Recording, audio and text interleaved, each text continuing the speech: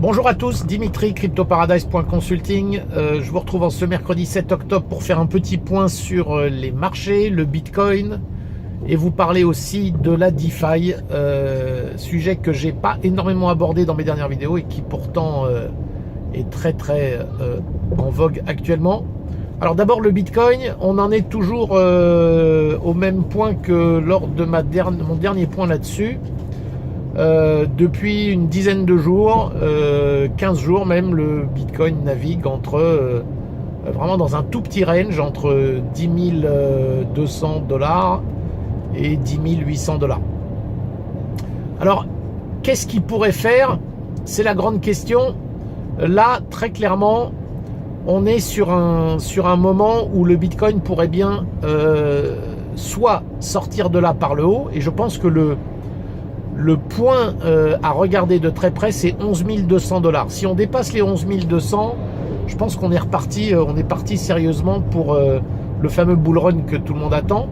En revanche, il y a quand même une forte possibilité, notamment avec les incertitudes sur les marchés, l'élection américaine, etc., qu'on se retrouve avec un Bitcoin qui parte vers le bas, ce qui serait d'énormes opportunités de rachat. Parce que tout ce qui va être en dessous de 10 000 $, je peux vous dire que c'est des opportunités d'achat qui vont être très intéressantes. Je ne pense pas qu'il aille très loin. S'il descend, peut-être au maximum 8 000 $, mais c'est loin d'être sûr.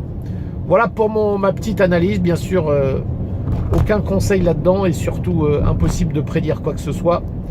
Mais ce ne sont que des probabilités, dirons-nous. Concernant la DeFi, alors depuis plusieurs semaines maintenant, Uniswap a fait beaucoup parler de lui. Et ce que je voulais dire là-dessus, c'est évidemment la folie qui est en train de s'emparer. Enfin, la folie, c'est pas vraiment une folie. C'est-à-dire que le montant, les milliards qui sont maintenant sur Uniswap dépassent les plateformes les plus importantes d'échanges comme Binance, Kraken, etc. Ce qui est quand même extraordinaire, hein. Et ça monte tous les jours. On est à plus de 2,6 milliards, je crois, sur Uniswap. Sachant que ce sont des plateformes qui permettent de faire des transactions entre crypto-monnaies uniquement ERC20. Bon. Mais avec Ethereum comme base, on va dire. Et qui vous permettent d'être totalement décentralisés. Et donc ne nécessite aucun KYC, c'est-à-dire pas besoin d'envoyer son passeport, son identité, son adresse, etc. Rien du tout, c'est décentralisé, c'est comme d'ouvrir un wallet. Donc c'est vrai que ça, ce sont des choses très importantes et très intéressantes pour les cryptomaniaques que nous sommes. En revanche, donc attention au phénomène hype.